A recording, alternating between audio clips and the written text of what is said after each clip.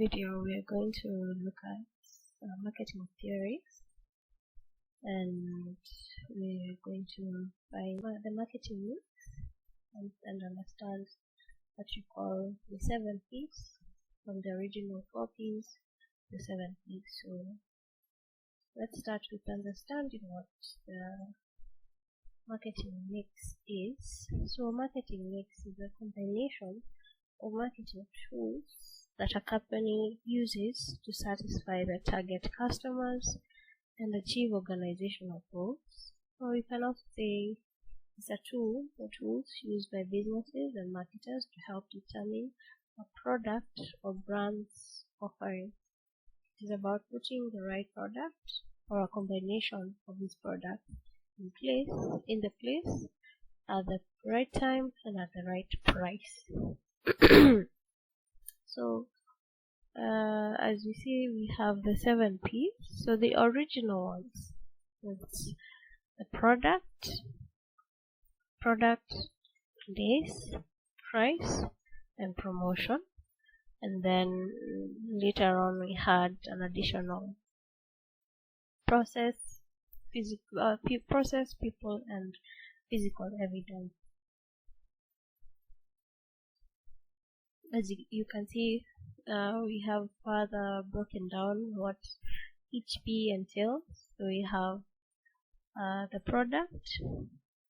So in the product we have design, technology, perceived utility, perceived convenience, perceived quality, packaging, accessories, warranties, etc. We have place, that is distribution channels, which it can also be web-based channels, peer-to-peer, multi-channel. Then we have price. We have skimming price, penetration price, value-based pricing, cost plus pricing, loss leader pricing, cost leadership pricing, we should look at later. Then we have promotion. Under promotion we have special offers, advertisements, promotions, direct marketing, competition, and joint ventures. Then we have people. That includes employees, organizational culture, customer service, customer relationship management. And then we have process, which is standardization, service delivery. Process just involves the processes that are involved in marketing this product as it goes out to the consumer. Then we have a physical evidence, that is interface, artifacts, facilities. Basically the confirmation that this business exists and the product exists. So let's understand more about the product. I'm going to focus a little bit more on the product and all the other P's based on some questions that were raised. So a product refers to the good or the service offered by the organization or the business. It can be a pair of shoes, a plate of rice, a lipstick. All these are products, and they are purchased because they satisfy one or more needs. When you're paying for the product, you're not paying for the tangible. You're not just paying for the tangible product, but for the benefit it will provide. So in simple words, you can say a product can be described as a bundle of benefits which a marketer offers to the consumer for a price. So when you're buying a pair of shoes, you're actually buying comfort for your feet. And when you're buying lipstick, you're actually paying for beauty, because lipstick might make you feel good or look good. And these products can be tangible or intangible. As we said up there, the product is an item built to satisfy the needs of a certain group of people or your target market. So these goods can be intangible or tangible, and that breaks it down into services or goods. And the product should fit the task the consumers want it for, should work, and it should be able it should be what the consumers are expecting to get. Further, these are more definitions on what a product is. Let's see the breakdown of the product. As you can see here, we have product, we have product idea, brand, package, warranty, and under product idea you have physical goods and services, features, benefits, quality level, etc. In the next slide we have types of products. So goods, which are the physical products in form and substance. We have services. These are non-physical products, usually involve performance. And we also have consumer. Another categorization can be consumer products. These are products used by consumers for their own use and satisfaction, or you can actually go to the shop and buy for yourself. So that comes from the manufacturer from the business to the consumer direct. Excuse me. Then we have business products, and these are used in the running of business or in the manufacture of products for resale. So what you call B2B, from one business to another, for the running of the business or for manufacture or for resale. So, and in the next slide, we go to the goods and services continuum.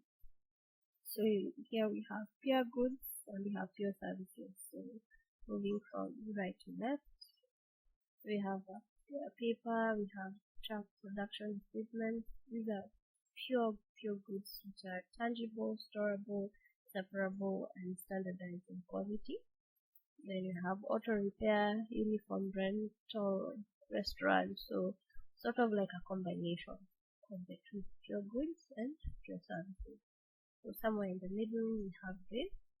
You're getting both a service and a product in the purchase. And then we have healthcare, haircut, accounting, teaching, banking. So these are products that are intangible, perishable, repairable, and wearable. We're going to look at this characteristics further down.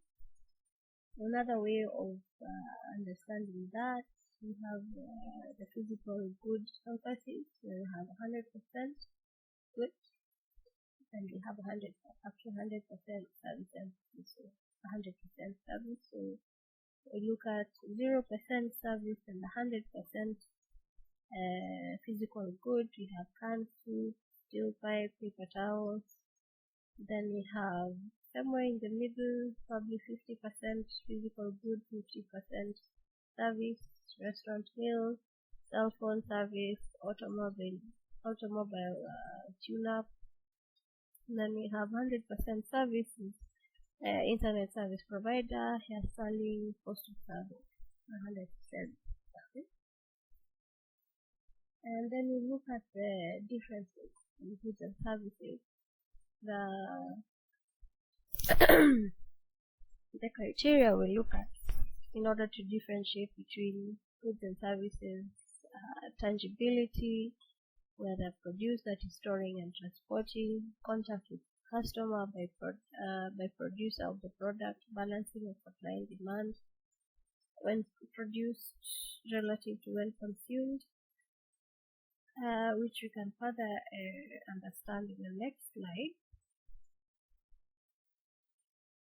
So here we have pure goods and pure services, so tangible and intangible, low customer involvement in the goods, and then in the services there's a high customer involvement.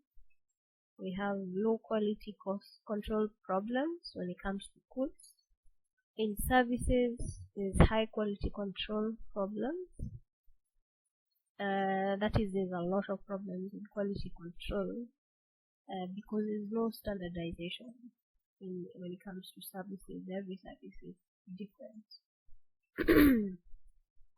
And then we have goods are easy to evaluate, services are harder to evaluate, and then obviously these two work together, because when it comes to service products, you have to figure out the parameters that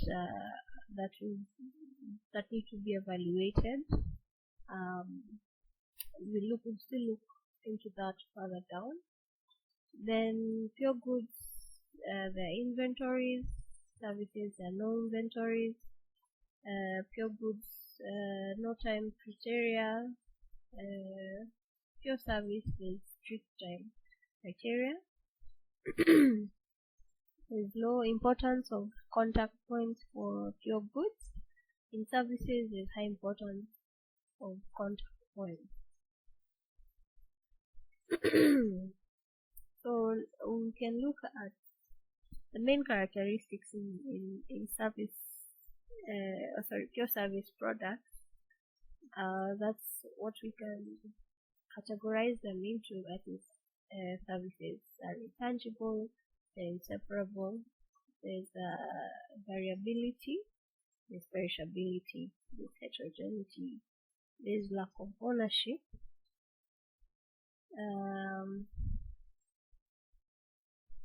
In the same vein, when it comes to characteristics of physical goods, in terms of tangibility, as explained here, goods are tangible. Products such as cars, clothing, machinery, they have shape. So especially this, they have shape and they can be seen and touched. So, and then the services obviously are intangible, such as hairstyling, pest control, equipment repair. They do not have a physical presence. Then we have perishability.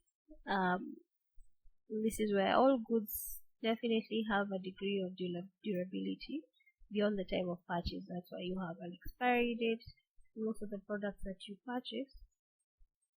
And services do not. Basically, they perish as they are delivered. You cannot keep a service. It is delivered and you sort of consume it, and it is finished. So you cannot store it after purchase or after you pay for it. Then we have separability. This is where goods can be stored for later use. Thus, production and consumption are typically separate, because the production and the consumption of services are simultaneous. Services and the service provider cannot be separated. Then we have standardization. This is the quality of goods can be controlled through standardization and grading in the production process. The quality of services, though, is different each time it is delivered. So these are the main characteristics that you can use to differentiate between physical goods and services. So we go to consumer and business products. So consumer products, these are products that are purchased by consumers for their own personal use, as we have mentioned before. Then we have business products. These are products purchased by a firm or organization for its own use, or maybe for resale. B2B, as we call it, B2B. Then we have product classification. So under product classification, we have convenience goods. So convenience goods are products that are bought frequently, immediately, with less comparison and minimum buying effort, such as a pen, milk, bread, chocolate, fast food, newspapers, etc. And they're usually low priced, and marketers can distribute them through many outlets readily available to consumers. And sometimes this can be further classified as staple goods. These are bought on regular basis: sugar, tea leaves, There's impulse goods purchased without any planning. There's emergency goods. These are purchased when the need arises, like medicine, for instance, like Maramoja, Panadol, you know. Obviously, you've seen advertisements for these are what we'd call like fast-moving consumer goods and services. So, sorry, fast-moving consumer goods. These are also known as FMCGs. The kind of adverts you see on TV, like Omo adverts, Happy, Festive Bread, Broadways, Ramoja, Panadol, Colgate, things that you don't think about, you don't go to compare really. You see them on the shelf, or you are in need of them at that moment. You're not. You've already you already know what you need from the supermarket, so you quickly go and get them. Which we shall look at further down. Like for instance, you have convenience food, that, and most of these you find they have what you call point of purchase displays. You've seen this in most supermarkets, etc. With some neighbors, we have some taxis, as you can see, and they usually have promotions and such. So with convenient goods, from the consumer's perspective, little time, planning, or effort go into buying convenience products. Often, the product purchases are made on impulse, so availability is very important. And customers have come to expect a wide variety of products to be conveniently located at their local supermarket, or also the kiosk. The kiosk is your local convenience store. They also expect easy online purchase options and low cost quick shipping for those purchases. You can also find convenience items that are found in vending machines and kiosks, just like we've mentioned.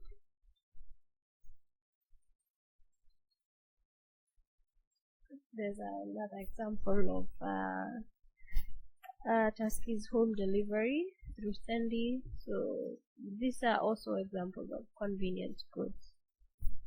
I think this came in last year when the pandemic hit, and obviously online shopping has been used by a lot of stores and businesses. So this is an example of that.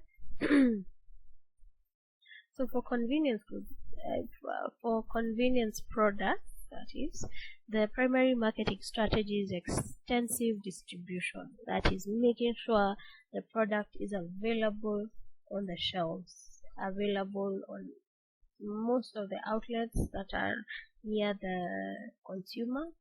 That involves not just the supermarkets, it involves retail stores, all the kiosks, the neighborhood kiosks have to have the product, or the product must be available in every outlet closest to the consumer. And these products are usually of low unit value. That is, they are cheap, they are affordable, cheap, low priced, and they are highly standardized. And marketers must establish a high level of brand awareness and recognition. So when you go to your kiosk, you rarely find products that you don't know about. So your local kiosk will have bread, whether it is Tuskys or it is Broadways, or sorry, not Tuskys, I meant a festive bread, Broadways. You have your yogurt, you have your Coke, and yogurt will not just be yogurt, will probably be the most popular, like Daima, etc. You have your local newspaper there, and brands that are popular to the masses. And obviously, this brand awareness and recognition is accomplished through extensive mass advertising, sales promotion devices such as, of course, like we've mentioned, point of purchase displays. So point of purchase is the point at which the consumer makes the decision to buy a product. That is where the consumer will pick the item and put it in their cart. That is a point of purchase. Then you have point of sale. Point of sale is where there's the actual transaction of buying or paying for the product. That is at the till, where you actually get your money out and pay for what was in your cart. That's the difference between point of purchase and point of sale.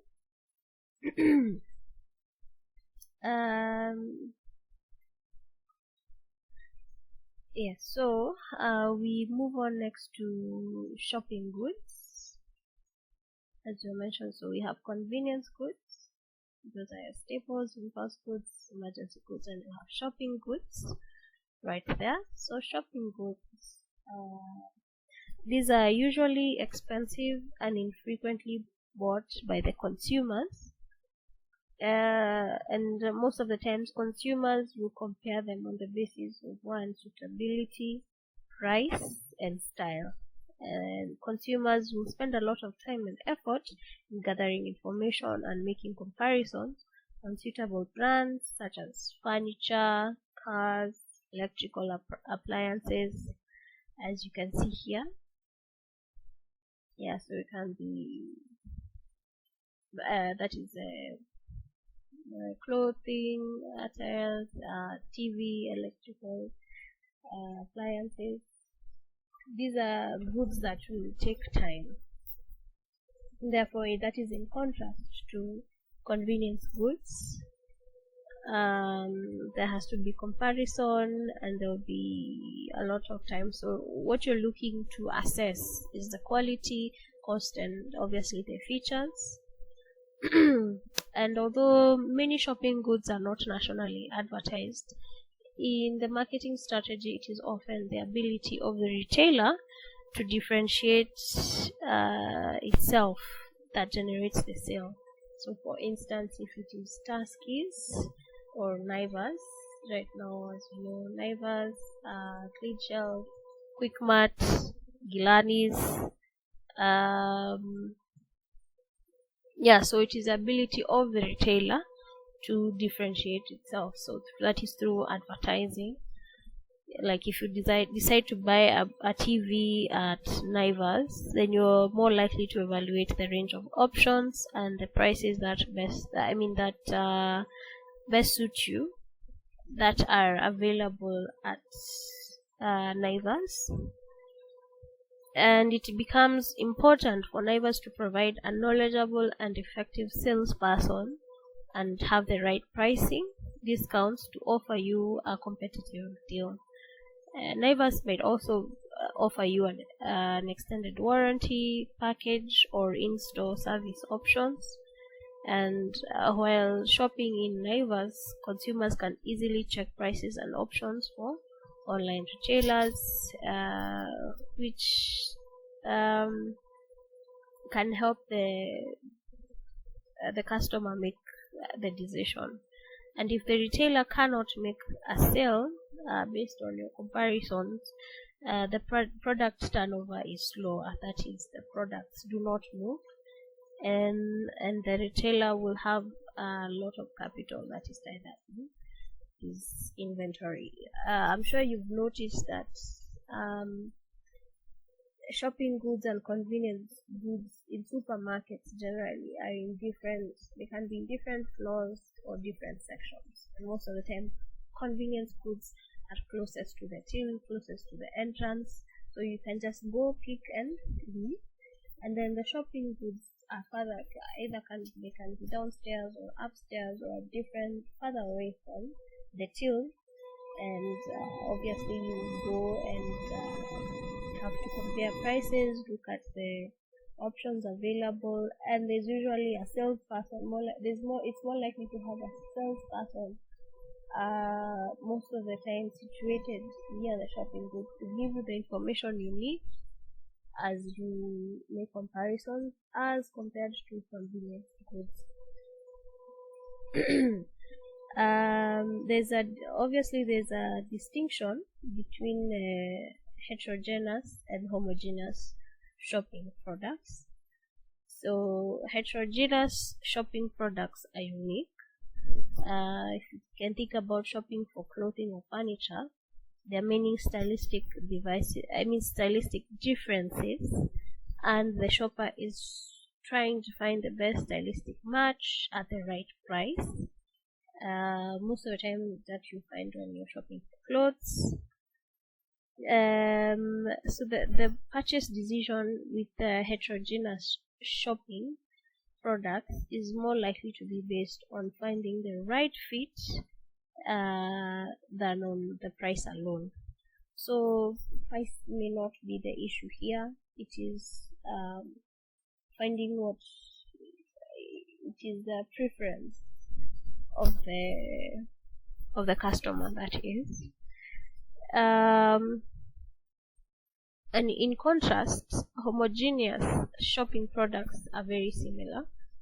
For instance, refrigerators, each model has certain features that are available at different points, but the basic functions of all the models are similar. That is, if you look at clothes, and clothes are more like on the heterogeneous shopping products. That is, they are quite different. So what you're choosing on is the style that fits you. The style is different. When it comes to homogeneous, it's the same. You're shopping for a fridge. The basic functions are similar. So what you're looking at the different, obviously there's the different price points, but the basic functions of the model of the different models, whether you're buying Samsung or Sony or LG, the basic functions are the same. The models may be, the brands may be different, and the prices might be different, but the basic functions, the models are the same. So probably a shopper will look for the lowest price possible, available for the features they desire. Now we go to the next type of consumer goods, which is specialty goods. So specialty goods, these are products with unique features, brand identity, for which a significant number of customers are willing to make, to make a special purchase effort. That is, for instance, luxury cars, designer clothes, specialized services such as medical, legal, accountancy, etc. So consumers don't normally compare these products in terms of prices or quality. These are customized.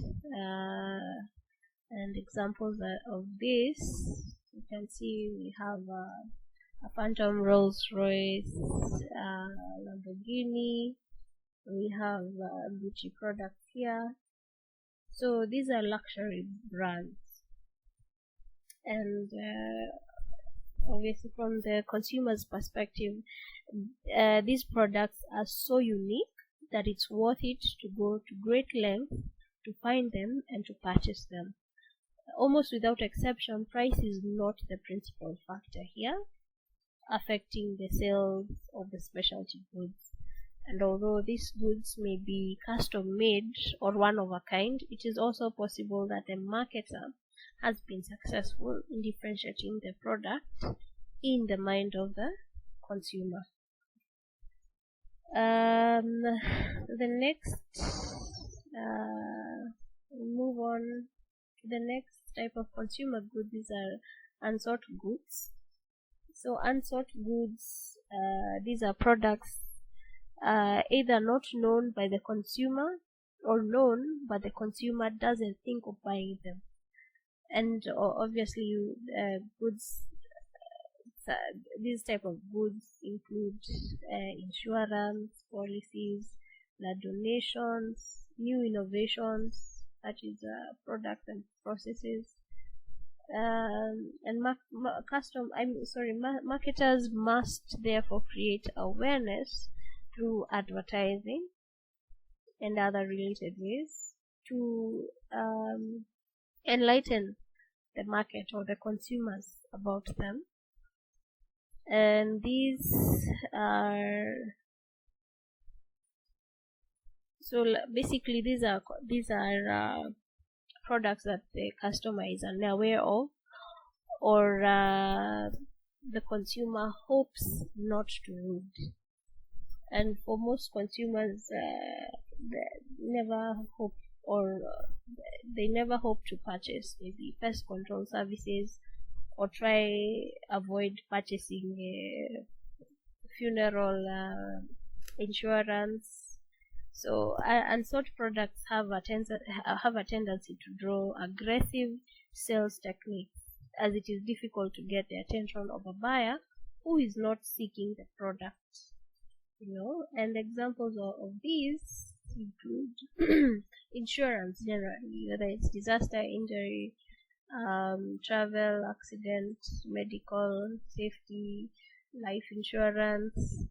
Although for car insurance, obviously, when you're buying a car, it's included as is mandatory because under normal circumstances, you probably wouldn't get it. We have towing services here, and of course, funeral insurance, or funeral services in general. Most of us never think of these services until we need them, because for instance, funeral services is not something you'd normally go to look for while you're still around. It's usually the relatives of the deceased that will go to seek out these services. Rarely will it be that you yourself as a living person anticipate. We all know that you're going to die one day, but you will not actively go and seek out and say, I want silly funeral services at my funeral, or I want Umash or Mona Lisa, etc. It is not just African taboo. It's mostly we just hope that we will not need them anytime soon. Although we all know that we will die one day, but these are goods that we rarely seek out from your mind. These are services sought when and as needed, and therefore they require aggressive marketing. I'm sure all of us have been approached by an insurance broker or a marketer from an insurance firm, and usually they have grown thick skills, because most of the answers they get is no, because we usually, as consumers, do not have the budget for that, unless we are in need of them. Then we go out and seek them, but most of the time we will be approached, especially insurance. So they require aggressive salesmen, and obviously whenever you're approached, even when you say no, they'll leave you your card or take your number and call you every few days or few weeks just to confirm whether you've made a decision about it, just to remind you that the service is there. Yeah. Okay, so move on to another product classification in industrial goods. So we have materials and parts. We have raw materials, manufactured materials. We have capital items, that is equipment, or equipment and installations needed for the running of the operation, starting of a business. We have supplies and business services. So all this can be included in B2B, business to business marketing. Now let's look on the basis of comparison between the types of consumer products, between convenience, shopping, specialty, and sort. So under product, we have examples being toothpaste, cake mix, hand soap, ATM, cash withdrawal. Under shopping, we have cameras, TVs, briefcases, airline tickets. Specialty, we have Rolls Royce cars, Rolex watches, heart surgery. Then we have unsought, we have insurance, burial insurance, Soros. Going to price, we have relatively inexpensive, fairly expensive, usually very expensive, and the unsought goods, the price usually vary. And you go to place, that is distribution or channels of distribution. In convenience is widespread, many outlets. Then under shopping, there's a large number of selective outlets. Obviously, you cannot find cameras, TVs, briefcases, or airline tickets in your local kiosk, but most of the times you find them in retailers such as supermarkets. Then under specialty, the distribution is limited. Yeah, you have to go to specific, like you cannot find Gucci shops in, let's say, Nakuru. Obviously you have to seek them out. You cannot buy a Rolls Royce just anywhere at any car dealership. You have to seek them out, probably import one from outside the country. And obviously under unsought, so often limited. Like obviously you can name the number of funeral parlors or funeral homes. They're not that, it's not like your local kiosk or the supermarket, you know. We go to promotion, where we have price, availability, and awareness is stressed. So under convenience, you most of the time you see them on TV when they have promotions, when they have offers. And under shopping goods, differentiation from competitors is stressed. Obviously, you know the brands that you're looking for, such as Samsung, LG, if it's a TV, Hisense, and the like. Under specialty, we have uniqueness of brand and status is stressed. That is the selling point. Then we have under unsought goods, awareness is essential. Obviously, knowing if it is an insurance firm, awareness of it is important. Awareness of where to buy the product itself is important. And the list goes on. Let's go to the next slide. This is business product classes, which you can also look at your own time. Feel free to pause the video when you want to read something. And we look at the 5 product levels. These are what the product gives you as you purchase. So that is, there's a core benefit, there's a basic product, there's expected product, there's an augmented product, and the potential product. Let's explain this. So a product has 5 levels.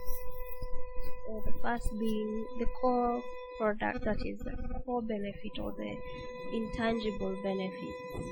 For instance, rest and sleep. That is when you're going into a hotel, you're not just paying for the room, you're actually purchasing rest and sleep, regardless of whether you're going to a deluxe room, a double room, a single room, or the VIP suite. You're buying the same core benefit is the same, that is rest and sleep. And that can be explained as the basic level of a product, that is the problem solving benefit that the consumer seeks for in a product or a service, and it deals with what the consumer is actually buying e.g. in a restaurant or a hotel, like we said, you're buying sleep and rest. A factory manufactures cosmetics, but they sell hope for, to look beautiful. They're selling hope. The automobile, or rather the car dealer, is selling safety, comfort, speed. So the core product is therefore at the center of the total product. Thus, the marketer's main concern is to identify and deliver the core benefits of the product to consumers. Now we go to the second level, that is the basic product, or the tangible benefit, or it can also be called the actual product. So here marketers must translate benefits into an actual product, i.e. In a hotel room, a hotel room contains a bed, bathroom, towels, a desk, lighting, drinks such as water, coffee, tea, sugar. The name, features, packaging, convenience, portability, quality, etc. So there are product elements that the customer will use to evaluate and make choices. The product features, quality level, brand name, styling, and packaging. So every product contains these components to a greater or lesser extent, and they are what the consumer uses when evaluating alternatives. Next, we have the expected product, that is a clean bed, fresh towels. And so this is a set of attributes or conditions that buyers normally expect and agree to when they buy a product. So like we said, a clean room, towel, working bulbs, relative degree of silence, that is in the same hotel room. Then we go to the augmented product, that is added services. Yeah. So besides the clean bed, fresh towels, what else is added on top? So examples of this is free internet, free breakfast. So most hotel rooms will have these: free internet, or DSTV for the TV, or free cable. You may also find, also most of them have bed and breakfast, so that is, you do get the bed for the night and free breakfast in the morning. So those are the added products, this is where the product benefits meet and go beyond the customer's expectations, to make the experience more, or rather to make the customer satisfied and delighted, obviously. Then we have potential products. This potential product, that is future augmentation, or future added services. This can also be called the promised product, that is sort of like an implied promise, which is a characteristic that is attached to the product over time. The promised product is the long-term result that the customer hopes to achieve by selecting that product.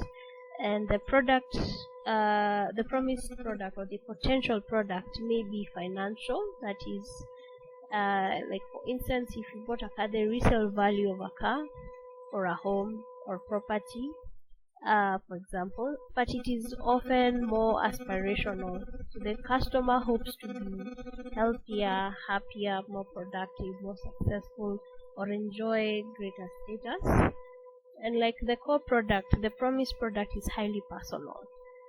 Generally, marketers find that there will be groupings of customers seeking a similar promise, but there is not a single promised product across all customers. So a question here is, can the core product and the promised product be the same thing? Yes, it can be, but often the core product is more focused on the immediate need, and the promised product has a longer term element, possibly you could hope to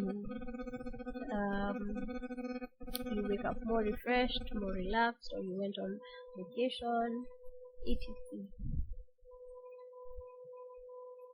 We can look at an example that is,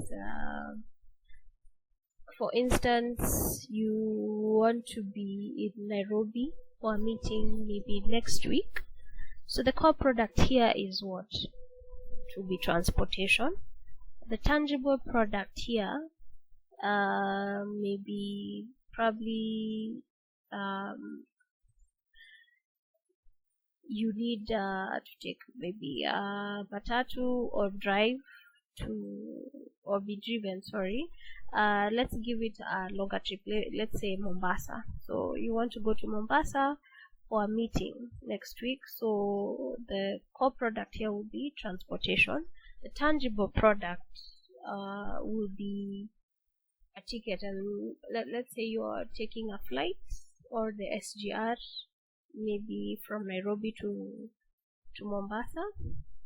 So the tangible product will be an airline ticket, or the train ticket through the SGR from Nairobi to Mombasa. And this will give you convenient routing, reasonable cost, maybe frequent flyer points, optimal flight times. The augmented product here, that is the added service besides the transportation, you have in-flight meal purchase, possibly, or insurance for flight changes. The promised product is productivity, convenience, success. That is what you hope to achieve by taking that trip from Nairobi to Mombasa. Let's look at another scenario, that is you need to take a break from you're feeling stressed, so you need to take a break, and so the core product here is to escape and to get peace of mind. The tangible product, maybe an airline ticket, or taking the SGR from Nairobi to Mombasa, and here you'll have reasonable cost, ease of booking, quality of flight experience and service. And the augmented product, that is the extra service you get, probably if you take an agency such as we have Bountiful Safaris, we have Bonfire Adventures. If you take a package with them, they can probably offer you full vacation services, hotels, rental car, or is it they pick you from the airport or from the SGR. They have baggage services, and the promised product here will be escape, peace of mind, and happiness as you take your break. So that's how you can categorize the benefits or the product levels that you get from certain purchases. Now we look at the next the next P in the marketing mix. We have price, and the price of the product is basically the amount that the customer pays for to enjoy it. The price is a very important component in the marketing mix definition. It is important. It is also a very important component of a marketing plan or a marketing strategy, as it determines your firm's profits and survival. Adjusting the price of the product has a big impact on the entire marketing strategy, as well as greatly affecting the sales and demand of the product. The product should always be seen as representing good value for money. This does not necessarily mean it should be the cheapest available. So one of the main tenets of a marketing concept is that customers are usually happy to pay a little extra for something that works well for them.